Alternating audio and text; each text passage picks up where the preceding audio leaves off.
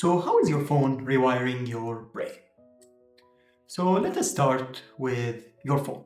Your phone probably is not damaging your brain, but it is changing how your brain works, especially with regards to focus, sleep, and behavior. And I'm sure you've noticed that. So my motivation for making this video was the following, is that I'm seeing more than one or two friends telling me that I've noticed that ever since I started using my phone and been on TikTok and other social media platforms such as Instagram, I can't seem to focus like before. I feel mentally tired and my sleep sometimes feels off. And when you dig deep into it, ask them more questions, they cite that their phone is a huge part of it. Why? Because they have their phones all the time. So let me explain this properly, not in a very dramatic way, but in a medical way.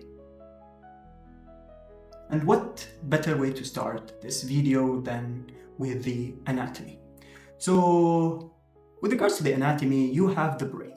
The brain is the part where actually controls your dopamine circuit. Now, I know this word has been coming all over the internet and you've probably heard of the word. However, what is it and what is this circuit in the brain? You have different parts in the brain. Number one, as you can see in this picture, is that you have the first part, the closest, the first one is the prefrontal cortex, and then you have the frontal cortex, you have the parietal lobe, and you have the temporal lobe, and finally the occipital lobe towards the end. Now here you have dopaminergic pathways. You have the mesocortical pathway, the nigrostriatal pathway, the tuboinfundibular pathway, and mesolimbic pathway. With regards to how this mechanism and how this anatomy and physiology works, is you have to pay attention to the nucleus accumbens.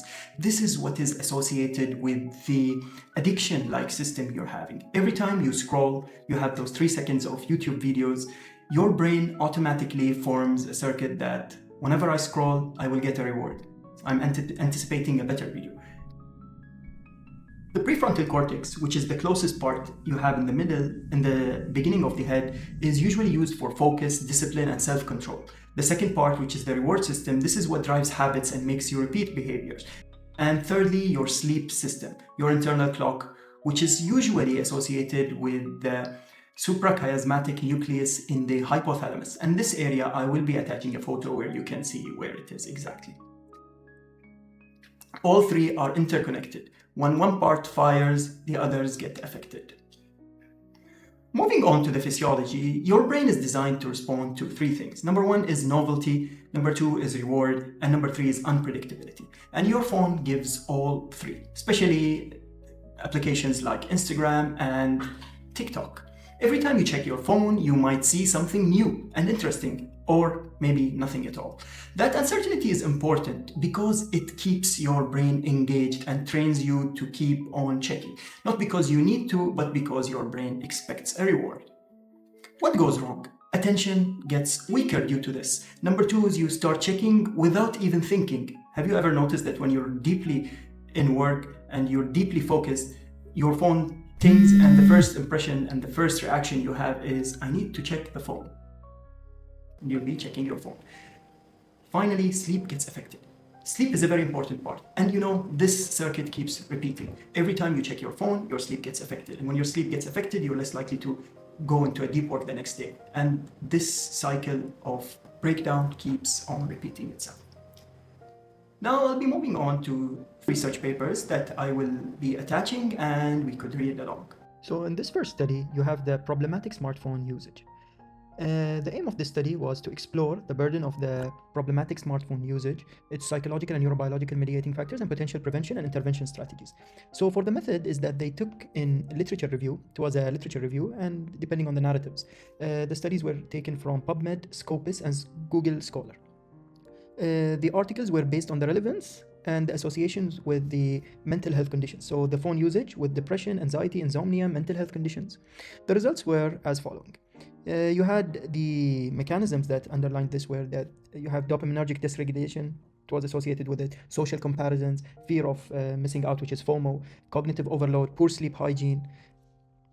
And the interventions they used for these were the cognitive behavioral therapy, which is CBT, digital detox programs, smartphone usage tracking applications, Those were used to mitigate the negative effects of the smartphone usage. In conclusion, PSU showed significant risk factors for mental health disturbances, particularly amongst adolescents and young adults. So this age group is between the ages of 13 and 19, and young adults up to the age of 24. Addressing PSU requires a multifaceted approach involving behavioral interventions, public awareness, and policy regulations. Now, you notice that many parents have no idea what their kids are viewing over the phones, how they use their phone time, and this requires public awareness about it. And this study actually cites that. And the study was limited that it required more research to assess the long-term effectiveness of existing interventions to develop tailored strategies for reducing smartphone overuse and psychological consequences. We're done with that part. We'll focus on the clinical connection. So why is this important to you as a medical doctor or as a medical student? The lack of sleep and the continuous expectation keeps you engaged, reduces sleep and the need to check your phone, forces certain things to happen. Number one is the poor concentration. Now, since you're lacking sleep, your brain is not getting enough time for it to clean itself through the G lymphatic system. And that forces you to have poor concentration. The second thing is mental fatigue and fogging. Have you ever noticed that whenever you don't sleep properly, you have that mental fog or that cloud in your head? Now, this is all effects of poor sleep, difficulty studying or working. Poor sleep quality is usually a main driver of it. And irritability and anxiety. Now, you've probably noticed that whenever you're lacking in sleep, you have an irritable mood, and that keeps sleeping. And if you're the type of person who works out, then you won't be performing in the gym as you used to. This is not random, it's just a pattern. The most important part of it is how to manage this. Now, most people would think of an easy solution, such as obesity and the formation of new drugs that help with weight loss. However, in this condition, there are no magical pills. There are no pills that we medics prescribe. That's number one. And unlike other psychiatry diseases and within the psych realm, usually we cannot give prescriptions for that. So what do? We'll have to go for the behavioral therapy. So what is a behavioral therapy? Now, for the behavioral therapy is a widely used approach we use with OCD, for instance, and insomnia, anxiety, depression. All of those can benefit from behavioral therapy. But what differentiates those from phone use addiction is the following. Is that you can use medications with all those conditions. However, with phone use, there are no medications. Start with the following. Reduce the triggers. Delete the applications that cause you harm or limit their time. Keep it on focus mode. The second thing is limit your phone usage. So you want to set an intention at the beginning of the week for phone uses, let's say an hour daily maximum. Although that I believe is a large number. However, if you start with an hour and then you keep reducing gradually, you will start to see the benefits of it. Turn off unnecessary notifications. I'm sure you have Instagram, TikTok, news applications, Snapchat, WhatsApp, all of these applications on your phone installed, and each keeps giving you a different notification and takes you like 15 minutes to check all these notifications. Create distance from the phone during intensive work times. So whenever you're studying, you want to keep your phone away. If you're studying close to your bed, then I would suggest keeping your phone outside of the room. And the most important one to keep your sleep healthy is that no phone before bed. Let's say around half an hour to an hour. Now, all this might seem easy to do. However, if you try to apply it, then you will notice the difficulty. So phone use has never caused a problem for humans. Why? Because there were no phones. 20 years back, if you tell somebody, put down your phone, they would easily do it. Why? Because phones were used for calls. 60 years back, you'd have those phones that are attached to the walls or in certain places. However, nobody was flooded with notifications. This is the first time in history that we're suffering from that. And modern problems require modern solutions, or archaic solutions, I'd argue. In that instance, if you follow these steps, then I'm sure you will start to notice drastic changes in your life. And your focus will improve, your sleep will improve, and your overall general health will improve.